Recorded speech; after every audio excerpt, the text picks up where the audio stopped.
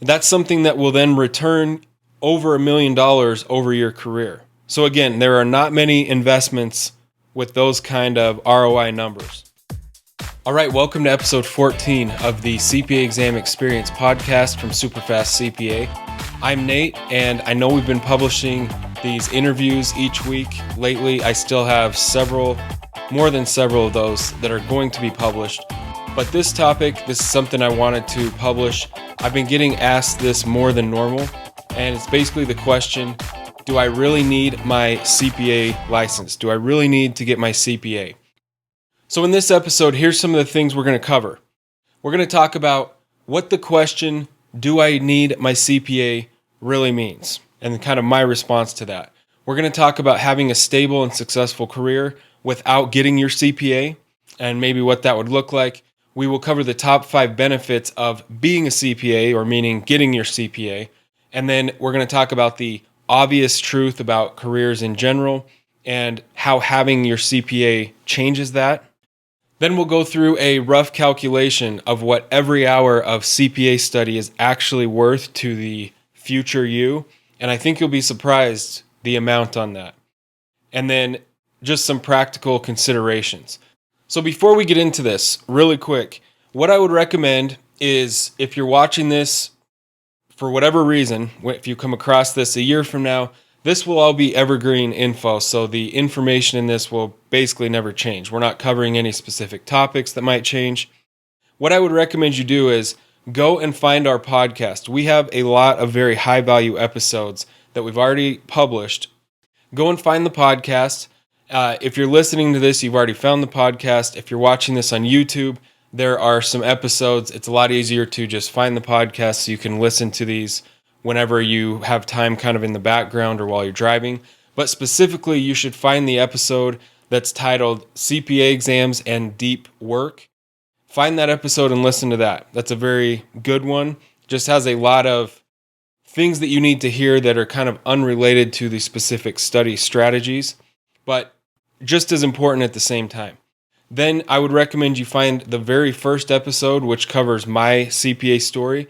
And it's not that I'm interested in people hearing my story. I don't really care about that. It's more hearing how the study process changed for me based on my experience the first time around. I failed FAR once. I had 3 distinct realizations of how I was going to study differently going forward from that. And after I did that, I ended up passing all 4 sections in one 3-month period, back to back to back to back, no more failed sections. Studying about 2 hours a day on work days, because that's all I had time for, and it was during my busy season. So I got completely different results, obviously, because when I failed FAR the first time, I had all day, every day to study.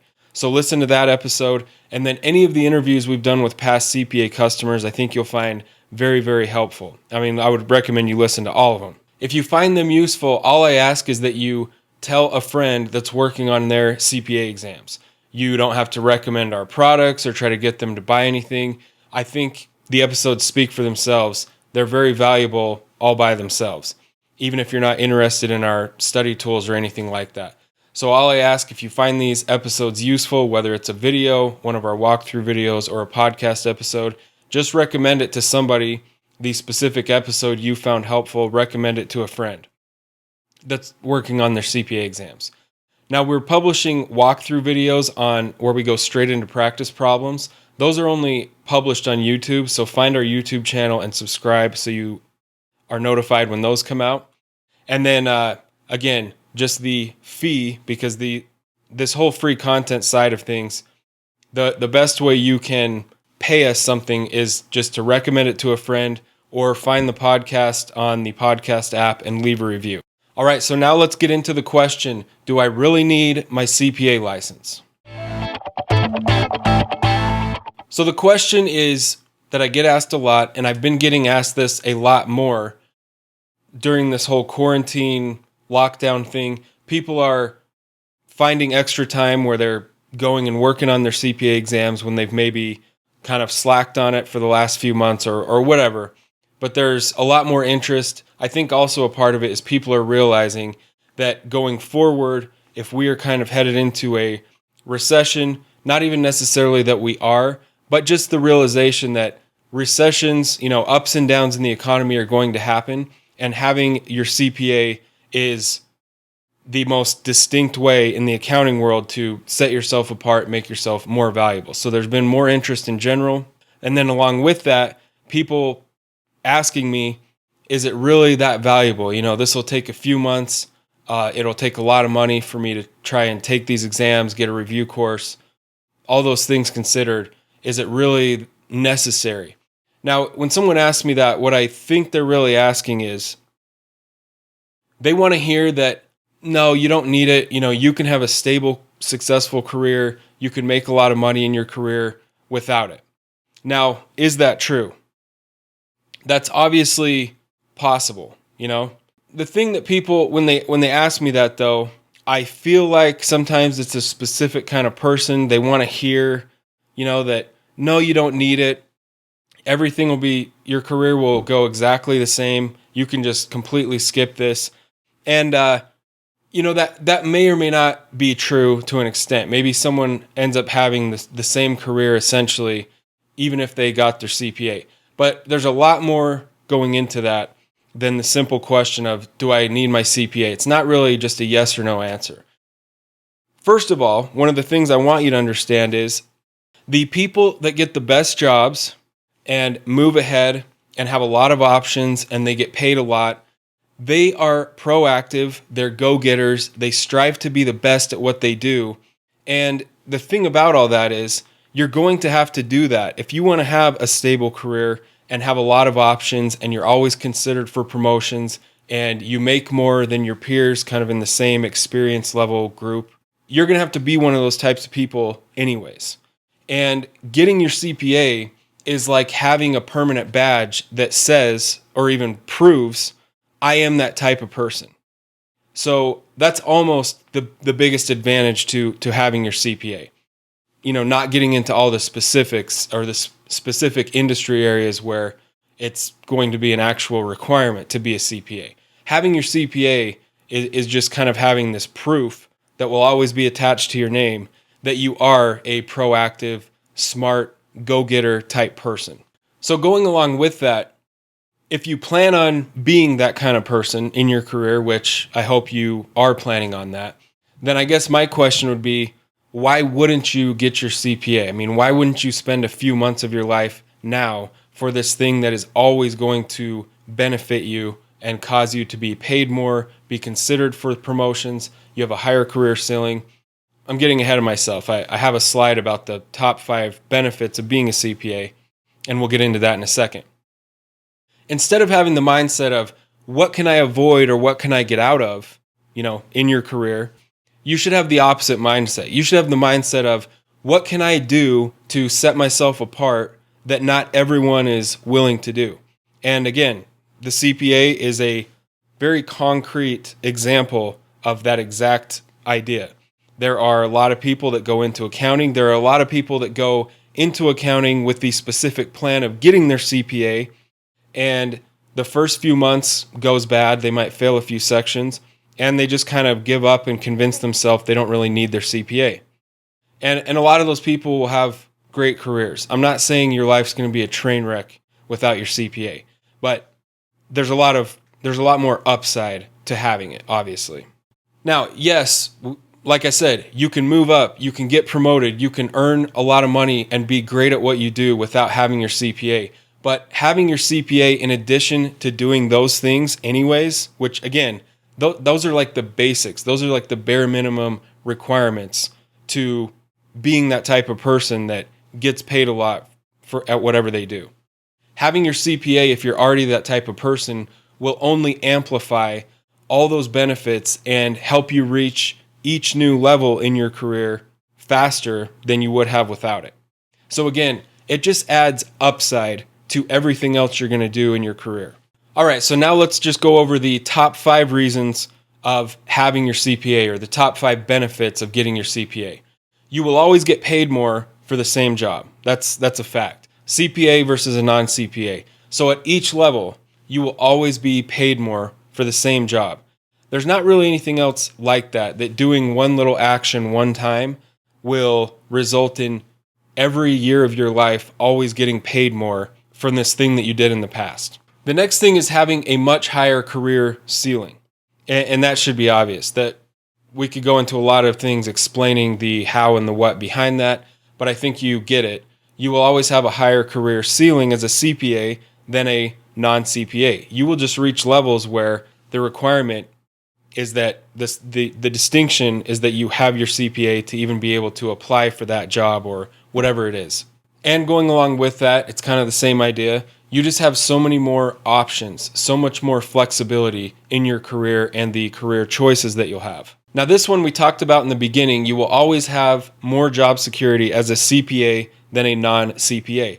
Because again, first of all, a lot of employers, for certain jobs, that's just a requirement. And then second of all, the CPA, like we talked about, it's just this badge, this permanent proof that you have that you are that type of person. You're the type of person that employers want to have. And I just got ahead of myself, and I already mentioned this bullet point, but it's just that permanent badge that you're a smart, high achiever, go-getter. It's just highly respected. You will always have that. So a quick viewer poll as you're watching this. I want you to go to the comments below, pause the video, and just answer the question, where are you at in your career, and what is your reason for getting your CPA? It might be the general answer that I just wanted, I know it's going to be valuable, or maybe you have some specific, you're at a specific crossroads in your career where you've been informed that you need to get it. Whatever that is, let us know in the comments below. All right, now if you can't tell what my answer to the question is, should you get your CPA? I think that if you are watching this, that means that you are somewhere on the accounting spectrum. You're somewhere in this arena. If you're even watching this video, then I think that the CPA will always be a benefit to you, and it is worth far more in the long run than the 6 to 12 months and the thousands of dollars that it will cost you in the next year or so to get it. So it will always be a far higher benefit. It adds so much upside to the rest of your career for this tiny, it might even get excruciating in this, the whole study process, taking the exams. You might fail a section before you pass all four. You might fail multiple sections. However that goes for you, that doesn't matter.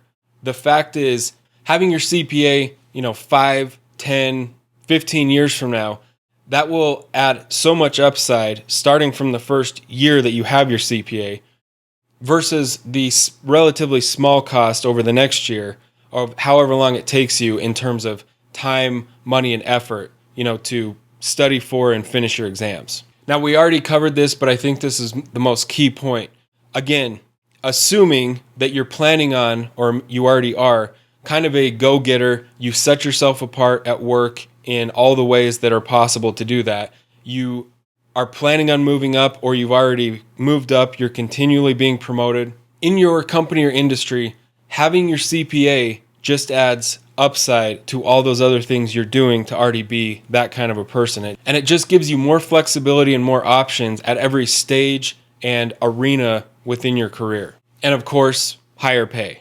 Now, another thing that isn't talked about that much, but is a very real factor, is the process of getting your CPA is transformative. It will give you a lot of confidence in your own abilities. And again, being able to say you're a CPA, the people that kind of matter in your career, whether it's partners above you, management, the people you're talking to possibly move jobs to a different company, anyone that is a decision maker having anything to do with where you're able to go in your career, they know what being a CPA means. And being a CPA is just a tangible reflection, or again, proof of those abilities. So it gives you a lot of confidence in yourself and your own abilities, so the inward-facing things that the getting your CPA provides to you personally. But then having the CPA, having those 3 letters after your name, is an outward reflection, and it communicates a specific level of value to the people that matter in your career. Now, getting into the ROI side of it, or getting into some specifics, if you break this down, this is something that might cost you, if you do it right, if you do the study process right, and that's where we could really help, and I'll get to that in a minute. But if you do this right, it should only take you, all things said and done, 6 to 12 months, maybe even faster, obviously, but somewhere between 6 to 12 months of time and effort to pass the 4 exams. And getting a review course, the exam fees and everything, it'll cost somewhere between $4,000 to $5,000. That's something that will then return over $1 million over your career. So again, there are not many investments with those kind of ROI numbers. And by the way, on this $1 million thing, it seems like Becker's the one that kind of promotes this idea. And it's very true if you just kind of run some of the basic numbers, or you can go through kind of the Robert Half salary guide within the accounting profession and extrapolate these numbers and figure out that that's a very realistic thing. And that's only referring to earnings, like what you're getting paid in salary and stuff like that. But if you do some rough calculations and you factor in how much more you would have to invest each month by earning an extra $1 million over your working life, that could turn into far more than a $1 million. And that's extra capital that you wouldn't have had to invest. That's just a side note, another consideration, but it could be, in a very real sense, worth a lot more than $1 million over your career, if you look at it that way. Now, if you break this down, let's just stick with the $1 million number. And let's say that you spend anywhere from 250 to 500 hours total on the 4 exams, which is very realistic. Again, when you're studying effectively, every effective hour spent on the study process is worth $2,000 to $4,000 to your future self. So that is a good way of thinking about when you don't feel like studying. Okay, if I sit down and do my 2 hours this morning, that's $4,000 to $8,000 I'm paying myself in the future. And that's a very realistic estimation to make. Again, the CPA is by far the most valuable and respected accounting certification or designation. So I would say do the CPA first. Again, if you're anywhere near the accounting profession, in or out of public accounting, and you're watching this video, I would focus on the CPA first. That's by far the most valuable designation. And then do the other ones later if you want. Now let's go over some practical considerations. Do you want to stay in public accounting?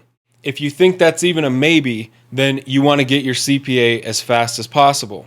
Now, even this question is a great example of the flexibility aspect that getting your CPA affords you.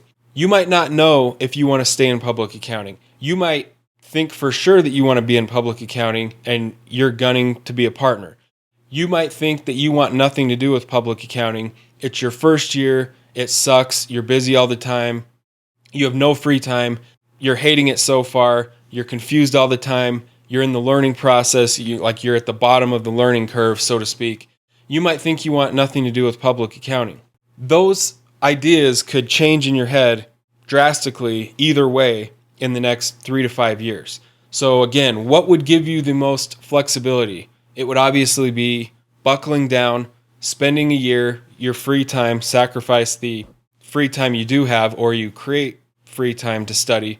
Regardless, you get your CPA because that affords you the flexibility to make that decision from a place of truly what you want to do, and you're not forced to leave public accounting because you're, a 3-year senior and you never got your CPA.